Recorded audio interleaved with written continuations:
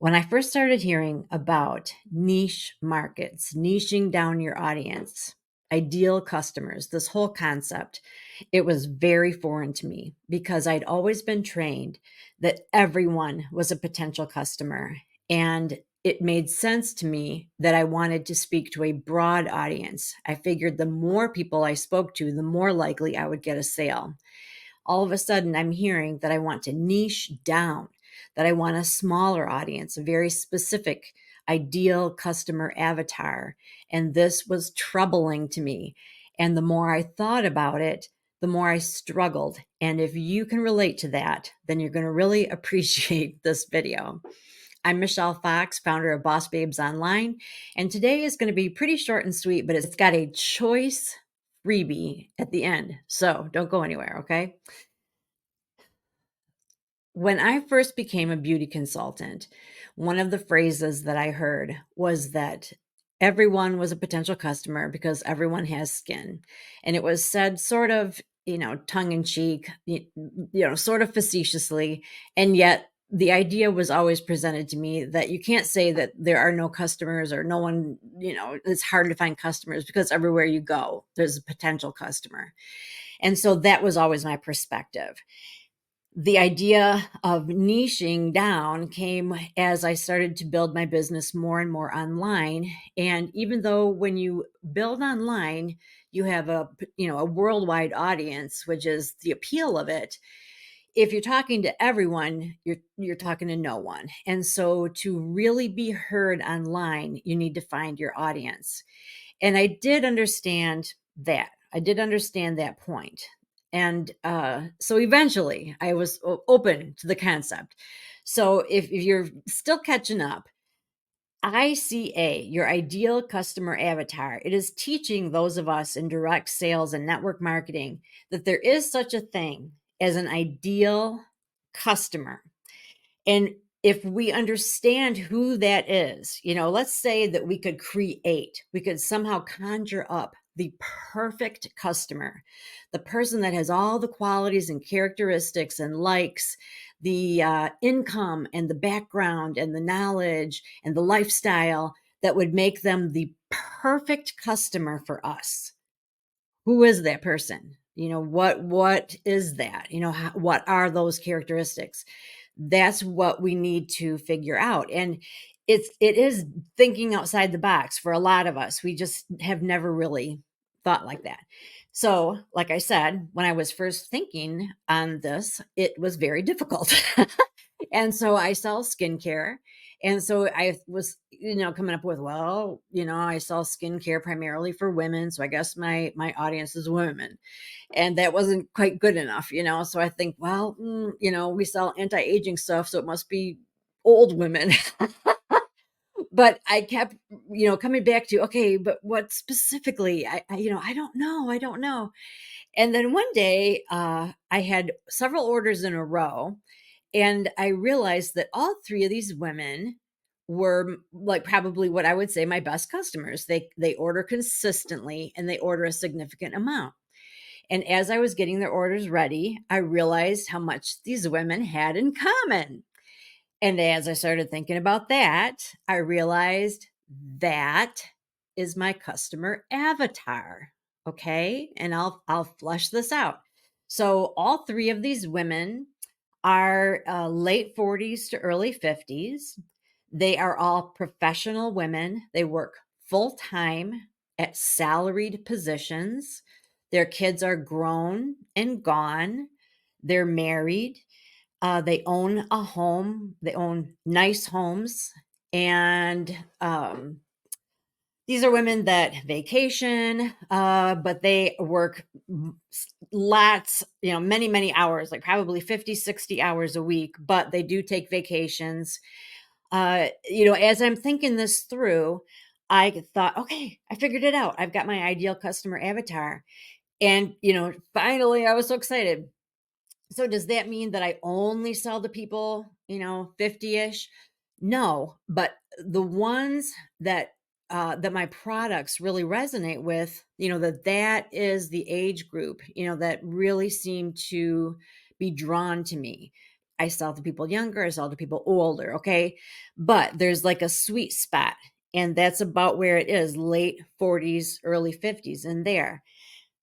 The whole thing about, professional women, married, own their own home, grown children, is that the only person that I will sell to? Of course not.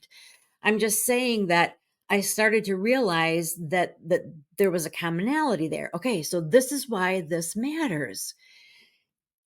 I started thinking about things that I spend my time or my money on as a business person.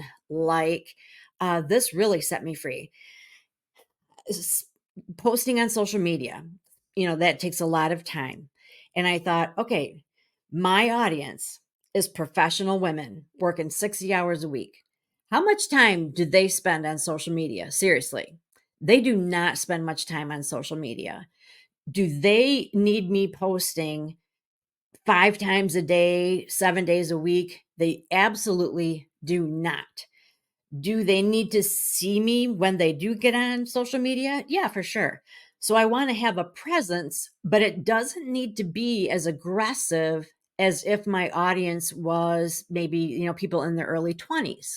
I have a different audience than somebody else might. So that kind of set me free. I thought, okay, oh, good. I don't have to, like I still try to post, but that's another thing. But so when I'm thinking about even like hostess programs, these are women that frankly, they make a lot of money. They don't have a lot of time, but they do have a lot of money. So are they going to be hostesses for me? If they do, it's not going to be because they want to get free stuff. It's going to be because they want to get together with the girls, or they want to do me a favor. They really like the products. They just want to have some relaxation and some girl time. It's much less likely that it's going to be about an amazing hostess program. So are you seeing how the more I understand my ideal customer, I can start to kind of tweak what I focus on in my business, what I focus on if I decided to place ads, or when I'm putting together specials or hostess programs or social media posts. So it definitely matters. I think that when we start saying, well, it's women, it's this age, it's this bracket, economic bracket, or this is, they own this rather than rent, we start to feel that we're being biased and prejudiced, and it's everything that we don't want to be, everything that we're especially learning to be sensitive to. But when you're thinking as a business person in this situation, and so it's all just practicalities, it is not judgment. It's not, it's not something that is like, set in stone, like I will only sell to these people. This is understanding who your niche is, okay? And it serves a purpose, and you have to kind of get past, because I struggled with this a lot, okay? So you have to get past that feeling of, I feel really judgy. I feel really judgy saying, I mean, I've seen things will ask, well, how much is their income? Are they educated? Do they have a college degree? Have they ever been divorced? All this stuff. And you're like, why? How dare, that's so rude. But you're getting to the nitty gritty of who your customers are, because the more you know that, the more you can drill down. You're going to know where you can find them. You're going to know what motivates them. You're going to know what their pain points are. The more you can understand what their needs and their desires are, and then you can look at your products and services and see how they can fulfill those needs and desires. That's what it's all about. Okay, that is your job, is to figure out how what you've got can serve your people. So it behooves you, I love that word. It behooves you to really understand them, at the deepest level, even the tough stuff. Okay. Now, I'm not going to call my customers and say, so, how many times have you been married and divorced, and how much money do you make? And, how far did you go in college? I'm not going to do that. But it is okay for us to just kind of brainstorm and just kind of think this stuff out loud. And, it's not something I'm going to discuss with my customers. Okay. This is just something that kind of like in the biz that we do as it's sort of like an activity, a workshop type thing, but it really serves a purpose. There is a reason why we do it. And I strongly suggest that you do it. Once you start to get any inkling at all of who your ideal customer is, then it is a great idea to find some kind of workbook or something that helps you fill in the gaps. So let's say that you are a stay-at-home mom and you sell children's books. Okay, so let's think about that. So your ideal customer is going to most likely be stay-at-home moms. All right, so let's think about this. So they've got children. They may still be breastfeeding. They may not have a car. Maybe their husband is at work and they're at home without a vehicle. That was my situation for a whole lot of years. They may or may not have a degree.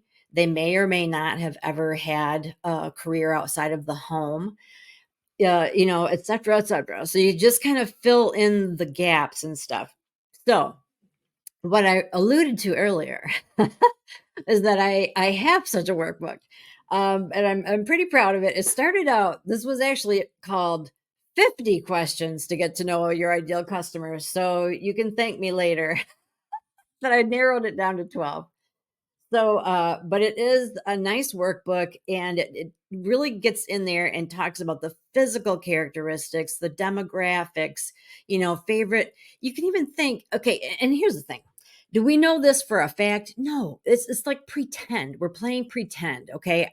You can even name. So let's say we're creating a robot, and we're making an ideal customer avatar robot. We're calling her Sheila. And okay, well, what color hair are we giving Sheila? What color eyes are we giving Sheila? What's Sheila's favorite color? Where did Sheila grow up? We're making it up. It's sort of like you're creating a movie character, but this movie character happens to be your ideal customer. Tell me about her. Tell me everything that you can think of. And then at the end, I guess put the word mine instead of mine. You better change that. So keep your ICA in mine.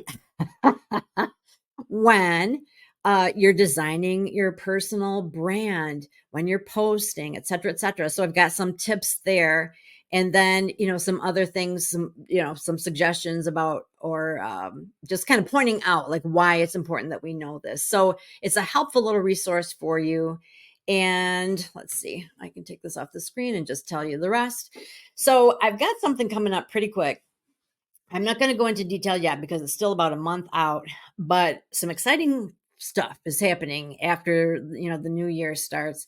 So if you are not on my Boss Babes mailing list, I really think you need to be there. Okay. So go to michellefoxonline.com/boss-babes. That will take you to an area of my website, and you'll see sort of a bouncing red box. Click on that and you can get on my mailing list, because my Boss Babes are the first to hear about all the cool new stuff that I do. All right. And something's coming up that you're going to want to know about. Okay. I've said many times that if I have an option between speaking to like an auditorium of people about my products, but those people are children, men, women, elderly, all different socioeconomic statuses, different backgrounds, et cetera, versus talking to, let's say, a group of 50 women, professional women, gainfully employed, college educated, et cetera.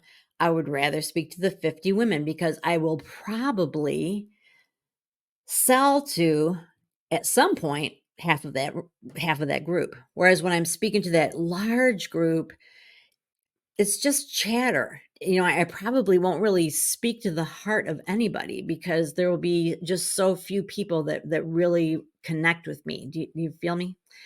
So it is important that we understand our niche audience. It is important that we spend time kind of creating our ideal customer avatar, ICA. If you've heard it before and you didn't know what it was, that's what it is. And I've got a workbook to help you really flesh it out. Here's a little tidbit. If you are really, really, really stuck, think about yourself. We tend to attract customers that are like ourselves. So I am 50. I'm a little older than, okay. So I'm not late 40s, early 50s. I'm late 50s, but I used to be early 50s. I was a professional. I am married. My kids are grown, blah, blah, blah. So my ideal customer is somewhat of a reflection of me. When I first started, I was a stay-at-home mom, and guess what? Most of my customers were stay-at-home moms. So when you decided to sign up to sell whatever it is that you sell, you were most likely an avid customer first. So think about yourself. What are your characteristics? What is it about you that made you such a great customer? That might be a great place to start. So if you're really stuck. So between examining the characteristics that you have as a customer and the characteristics of your best customers, somewhere in there, you're going to find your ICA, probably. So I hope that workbook is helpful as well.